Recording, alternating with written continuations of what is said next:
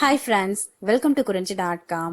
கோதுமை மாவை யூஸ் பண்ணி குழந்தைங்களுக்குலாம் ரொம்ப பிடிச்ச கப் கேக்கை இன்னைக்கு எப்படி செய்யறதுன்னு பார்க்கலாங்க. அதுவும் இந்த கேக் செய்யறதுக்கு நம்ம வீட்டில் இருக்கிற கடாயும் சின்ன சின்ன கிண்ணத்தையும் யூஸ் பண்ணி இந்த கேக் செய்ய போகிறோம். பாருங்க, இந்த கேக் எந்த அளவுக்கு நல்லா ஃப்ளஃபியாகவும் சாஃப்டாகவும் இருக்கக்கூடிய இந்த கேக் செய்யறதுக்கு முதல்ல நம்ம ஒரு கடாயை ஃப்ரீ ஹீட் பண்ணிக்கலாம். இப்போ இந்த மாதிரி அடுப்பை பற்ற வச்சு ஃபுல்லாக லோ ஃப்ளேமில் வச்சுடுங்க. அதுக்கு மேலே ஒரு கடாய் வச்சுடுங்க. இப்போ இந்த நான்ஸ்டிக் கடாயில் நான்ஸ்டிக் கோட்டிங்லாம் போயிட்டதுனால நான் இதை ஃபுல்லாக கேக் செய்கிறதுக்காக யூஸ் பண்ணிக்கிறேங்க. இப்போ நான்ஸ்டிக் கடாயில் தான் செய்யணும்னு அவசியம் இல்லை. நம்ம வீட்டில் இருக்கிற நார்மலான இரும்பு கடாய், எவர் சில்வர் கடாய் எதுவாக இருந்தாலும் யூஸ் பண்ணிக்கலாம். ஏன் இட்லி பாத்திரத்தில் கூட அடியில் தண்ணி ஊற்றாமல் இந்த மாதிரி ஒரு ஸ்டாண்டு போட்டுடுங்க. அதுக்கு மேலே இந்த மாதிரி ஒரு பிளேட் வச்சுட்டாக்கா இதுக்கு மேலே நம்ம சின்ன சின்ன கிண்ணத்தில் மாவு ஊற்றி வேக வச்சிடலாம். இப்போ இந்த கடாயை கரெக்டாக க்ளோஸ் ஆக்குற மாதிரி ஒரு மேல்முடி போட்டு இது அப்படியே சூடாகட்டும். அதுக்குள்ளே நம்ம மாவு ரெடி பண்ணிக்கலாம். இப்போ ஒரு ஜலிக்கிற ஜல்லியில் நான் 200 கிராம் அளவுக்கு கோதுமை மாவு எடுத்திருக்கேன். இப்போ இது கூட 1 spoon baking powder, 1/2 spoon baking soda ஆப்ப சோடா ரெண்டுமே ஒன்று தாங்க. 1/2 ஸ்பூன் அளவுக்கு சேர்த்துட்டு ஒரு சிட்டிகை உப்பு சேர்த்துக்கலாம். இப்போ இதை நல்லா ஜலிச்சு எடுத்துக்கலாம். இந்த மாதிரி மாவு ஜலிச்சு எடுக்கும்போது தான் நம்மளோட கேக்கு ஒரே ஈவனாக நல்லா ஃப்ளஃபியாக கிடைக்கும்.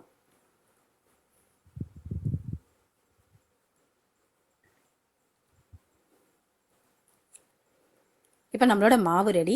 இதை அப்படியே எடுத்து வச்சுட்டு வேற ஒரு பவுலில் 100 கிராம் மாவுக்கு 1 முட்டைன்னு கணக்கு பண்ணி 2 முட்டை எடுத்துருக்கேங்க. இப்போ இதை உடச்சி ஊற்றிக்கலாம்.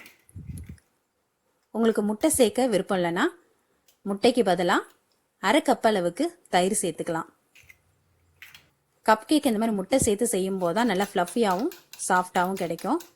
இப்போ இதில் நம்ம வெனிலா எசன்ஸ் சேர்க்கறதுனால அந்த முட்டையோட ஸ்மெல் வராது. இப்போ இந்த முட்டையை நல்லா அடித்து விட்டுட்டு இது கூட 1/4 கப் அளவுக்கு எண்ணெய் சேர்த்துக்கலாம். நான் இன்னைக்கு ரீஃபைண்ட் ஆயில் சேர்த்துருக்கேன். கடலை எண்ணெய், நல்லெண்ணெய் இது ரெண்டும் சேர்க்கக்கூடாதுங்க. இந்த மாதிரி ரீஃபைண்ட் ஆயில் சேர்த்துட்டு இப்போ இது கூட 1/2 கப்பு பால், இது காய்ச்சி ஆற வச்ச பால், 3/4 கப் அளவுக்கு சர்க்கரை, இதெல்லாம் சேர்த்து இந்த சர்க்கரை நல்லா கரையிற வரைக்கும் கலந்து விட்டுடுங்க. இப்போ இந்த மாதிரி நல்லா கலந்துட்டு ஏற்கனவே நம்ம ஜலிச்சு வச்சுருக்க மாவை இது கூட சேர்த்து நம்ம கட்டி இல்லாமல் இந்த மாதிரி ஒரு விஸ்க் வச்சு கலந்து விட்டுக்கலாம்.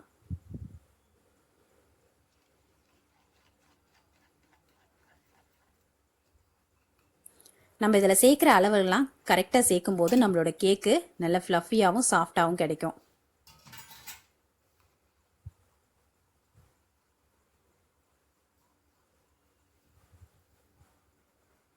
குழந்தைங்களுக்கு ஈவினிங் ஸ்நாக்ஸாக இந்த கேக் நம்ம செஞ்சு கொடுக்கலாங்க.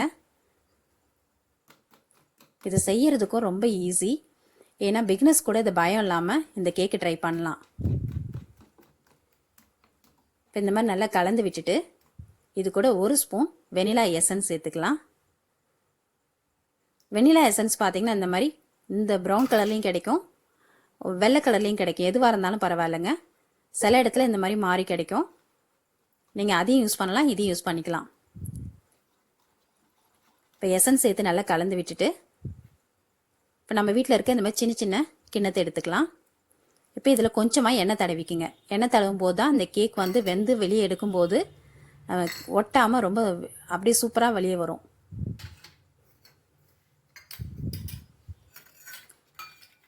இப்போ எல்லா கிண்ணத்துலையும் எண்ணெய் தடவியாச்சு. இப்போ இந்த மாவுலேருந்து ஒரு சின்ன கரண்டியோ இந்த மாதிரி ஒரு கப்போ எடுத்து இந்த கப்பில் பாதி அளவுக்கு மட்டும் ஃபில் பண்ணுங்க. ஏன்னா ஃபுல்லாக முக்கால் அளவுக்கு ஃபில் பண்ணால் கூட பொங்கி வெளியே வந்துடும். கரெக்டாக பாதி அளவுக்கு ஊற்றிக்குங்க. இப்படி எடுத்து ஊற்றும் போது நல்லா பட்டையாக ரிப்பன் மாதிரி உழுது பாருங்கள். இப்படி இருந்தால் தான் நம்மளோட மாவு நல்லா கரெக்டான பதத்தில் இருக்குன்னு அர்த்தம்.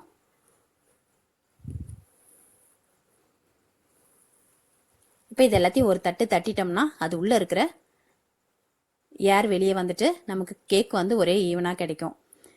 இப்போ இதுக்கு மேலே வந்து இந்த மாதிரி டூட்டி ஃப்ரூட்டியும் சேர்த்துக்கலாம்.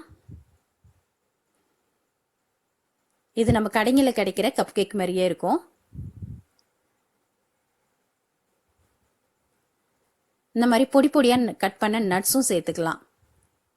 இந்த கப் கேக் பார்க்கறதுக்கு ரொம்ப வித்தியாசமாக நல்லா அழகாக இருக்கும்.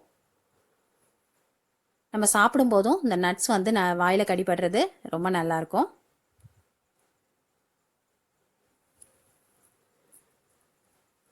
இப்போ நம்ம ஏற்கனவே சூடு பண்ணியிருக்க இந்த கடாயில் இப்போ நம்ம ஊற்றிருக்க மாவு கிண்ணத்தை அடிக்கிடலாம்.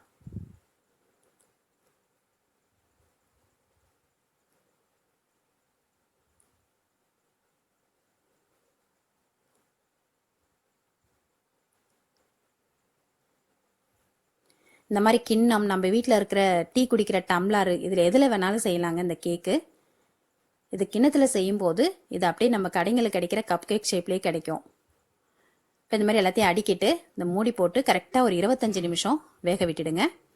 இப்போ 25 நிமிஷம் ஆயிடுத்து பாருங்கள், நம்மளோட கேக்கும் நல்லா ஃப்ளஃபியாக வெந்து வந்திருக்கு. இந்த மாதிரி ஒரு டூத் பிக் வச்சு குத்தி பார்க்கும்போது கொஞ்சம் கூட ஒட்டலை. இந்த மாதிரி ஒட்டாத வரும்போது நம்ம கேக் கரெக்டாக ரெடி ஆகிடுதுன்னு அர்த்தம். இப்போ இந்த கிண்ணத்தெல்லாம் எடுத்து ஆற வச்சிடலாம்.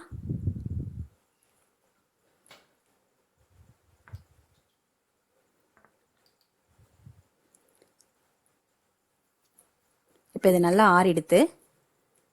இந்த மாதிரி ஒரு கத்தி வச்சு லைட்டாக அந்த ஓரங்களை கீறி விடும்போதே நல்லா அழகாக அந்த கிண்ணத்தை விட்டு வந்துடும். பாருங்கள், ரொம்ப ஈஸியாக இந்த கிண்ணத்துலேருந்து வந்துடுச்சு. நம்ம கேக்கும் ரொம்ப சாஃப்டாகவும் நல்லா புசு புசுன்னு வந்திருக்கு பாருங்கள். கிண்ணத்தில் கொஞ்சம் கூட ஒட்டவும் இல்லை.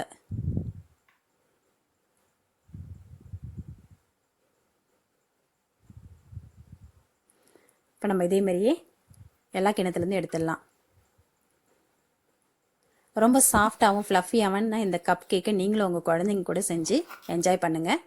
இந்த வீடியோ உங்களுக்கு பிடிச்சிருந்தா லைக் பண்ணுங்கள், ஷேர் பண்ணுங்கள், சப்ஸ்கிரைப் பண்ணுங்கள். உங்கள் ஃப்ரெண்ட்ஸ் அண்ட் ரிலேட்டிவ்ஸோட இந்த வீடியோவை ஷேர் பண்ணிக்கோங்க. நன்றி, வணக்கம்.